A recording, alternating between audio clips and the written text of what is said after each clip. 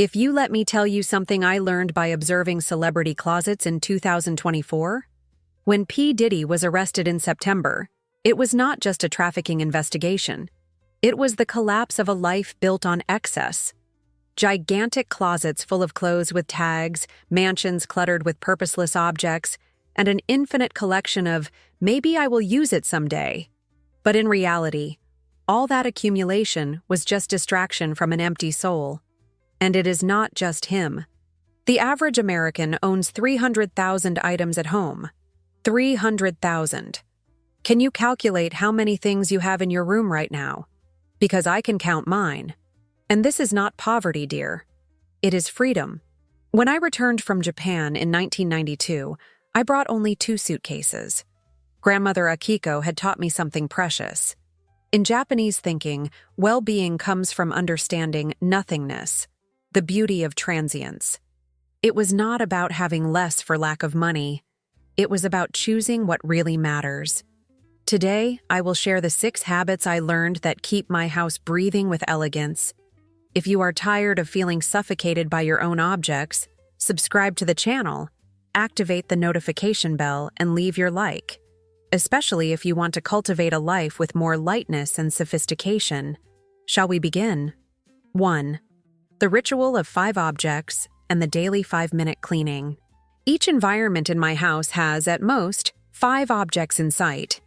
Yes, only 5. My walnut dining table, which I bought in 2010 after the financial crisis taught me about real value, has only an arrangement of dried branches, 2 Japanese candles, and my ceramic teapot. But it was not always like this. In 2008, when I lost everything in the crisis, I realized something embarrassing. I had 3 different can openers and could not find any when I needed one. The house was full, but I was empty. That is when I understood that Japanese minimalism eliminates the unnecessary to highlight the essential. The question is simple. If you could only choose 5 things for each room, what would they be? The rest is just visual noise disguised as decoration. And to maintain this simplicity, every day before morning coffee, I dedicate 5 minutes to leave each environment in what I call magazine state. It is not about obsessive perfection, it is about respect. With myself, with my future time, with those who live with me. A friend of mine, a successful businesswoman, used to lose important documents on an office desk that was always full. She lost contracts, delayed meetings, lived stressed. When she applied the rule of free surfaces combined with the daily 5-minute cleaning, she not only organized work, she organized her mind. The Japanese concept of ma values empty spaces as an opportunity for contemplation. Sometimes I wake up and go straight to the kitchen to make my morning tea.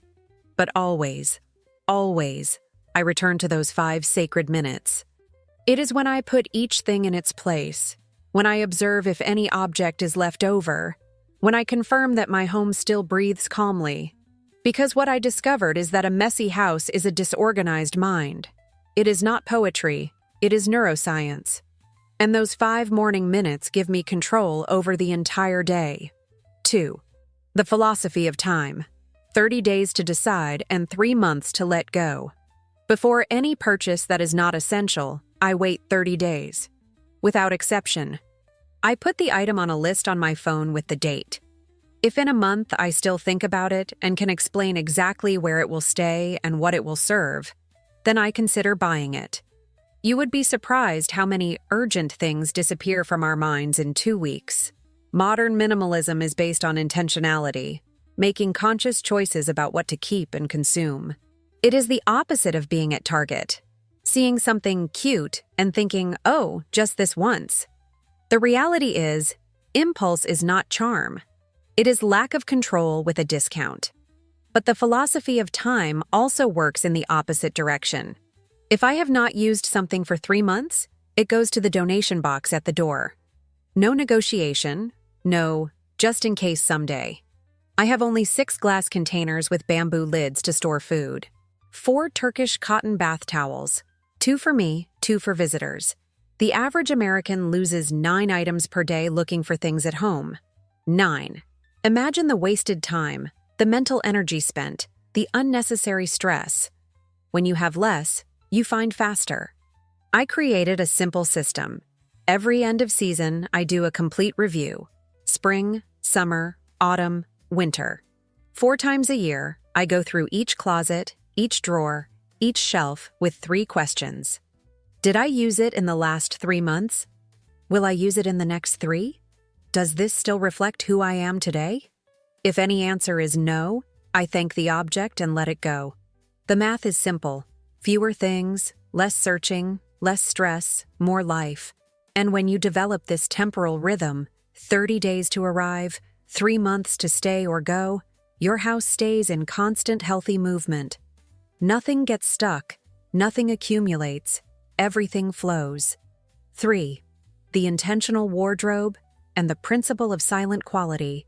Since 2008, I maintain a wardrobe with 33 pieces per season, including shoes, bags, and coats. 5 pairs of shoes, each with a specific purpose. 7 pieces of jewelry in a walnut wood box, each with meaning. In the beginning, I thought it was impossible. Today, getting dressed takes 3 minutes because everything matches everything. Before industrialization, most Japanese owned only 2 or 3 kimonos, always fresh and clean. They did not have less style, they had more clarity. The truth is, when you have fewer options, you make better choices. When you have many, you become paralyzed by excess. But here is the secret that changed everything for me. Each piece that enters my closet needs to pass the silent quality test. I prefer an iron pan that will last 20 years to 10 cheap pans that I will replace every year. I prefer an organic cotton sheet that ages gracefully to 5 synthetic sets that fade. The minimalism of 2025 focuses on durable materials, pieces that resist time instead of ending up in landfills.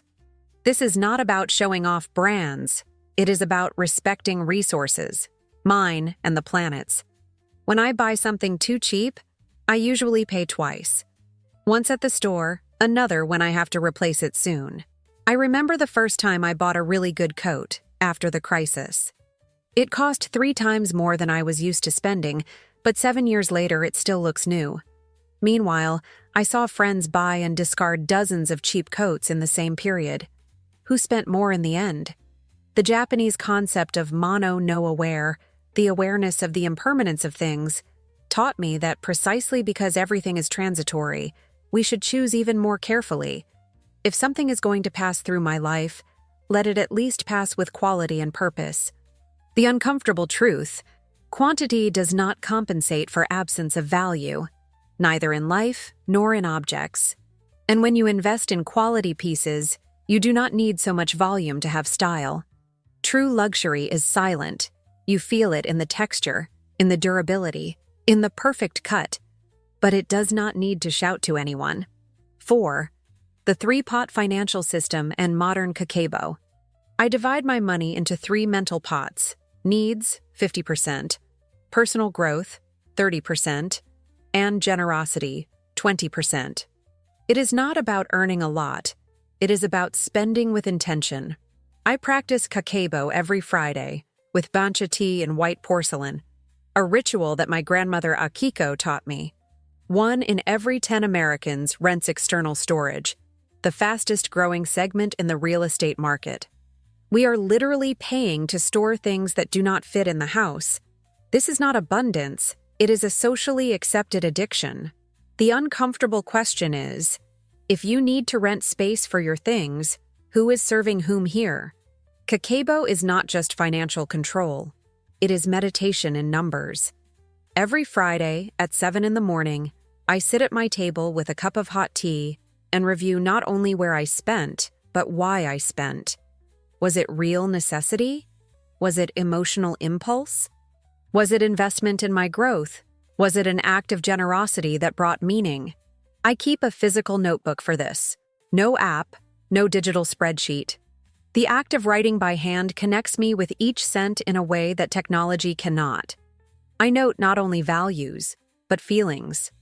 I bought this dress because I was sad about work. I spent too much at the supermarket because I was hungry. I invested in this course because I want to grow professionally. The interesting thing is that when you start connecting emotions with expenses, you notice patterns. You discover that you buy more when you are anxious, that you spend less when you are grateful, that you invest better when you are centered. Money stops being just numbers and becomes information about your inner state. Before Kakebo, I thought I controlled my money. Afterwards, I realized that my money controlled me in subtle ways I never imagined. That small impulse purchase, that just one more thing, that it is on sale. All of this was my disorganized mind manifesting in my wallet. The real transformation happens when you understand. Financial minimalism is not about deprivation. It is about clarity. When you know exactly where each cent goes, when each expense is intentional, money is left over for what really matters. It is left over for trips that feed the soul, courses that expand the mind, experiences that become memories.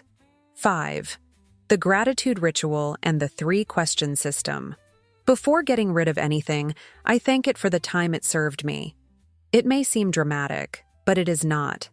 It is the Japanese morinai, recognizing value and avoiding emotional waste. When I donated my collection of books that I would never read again, I thanked each one for the company. When I got rid of clothes that no longer fit me, I thanked them for the moments I lived in them. Wabi-sabi values beauty in impermanence and in the natural cycle of growth and decline. The truth is, gratitude transforms detachment into celebration, not loss. But even before reaching the moment of gratitude for what goes out, I use a system to decide what comes in. Before bringing anything new into the house, I ask, 1. Do I really need this? 2. Do I have specific space for this? 3. Am I willing to take care of this for the next few years? If any answer is no, or maybe, it is no. The minimalism of 2025 integrates technology in a discreet and functional way, maintaining clean and organized spaces. Each object that enters needs to earn its place, not just occupy space. The reality: if you cannot answer these 3 questions with conviction, you do not need the object. But developing this system, I realized that the 3 questions reveal deeper layers. The first question, do I really need? Questions desire versus necessity. The second, do I have space? Forces you to be specific about where exactly that will live. The third, am I willing to take care? Is the most revealing, because it forces us to accept that everything we own has emotional and temporal cost. Are you willing to clean this object weekly? To organize it? To maintain it? To carry it if you move houses? To explain to your daughter why this was important enough to occupy space in your life? When I started being honest with these questions, I realized that most things I wanted did not even pass the first question. And this did not make me sad. It made me free. Free to desire less and enjoy more what I already have. The gratitude ritual closes this cycle. When something needs to leave my life, whether because it no longer fits, because it broke, or because it simply no longer makes sense, I stop, hold the object, and thank sincerely. Thank you for warming me in that difficult winter. Thank you for making me feel beautiful at that time. Thank you for teaching me that I do not need you to be happy. It may seem silly, but it completely changes the energy of detachment. Instead of feeling loss, I feel gratitude. Instead of regret, I feel learning. Instead of emptiness, I feel space for the new. Whether a new object when really necessary, or simply the new relief of having fewer things to manage. 6. The sacred space of emptiness and the art of not filling. I always keep a room, or at least a corner of the house, completely empty, without specific function, without furniture, just space to breathe.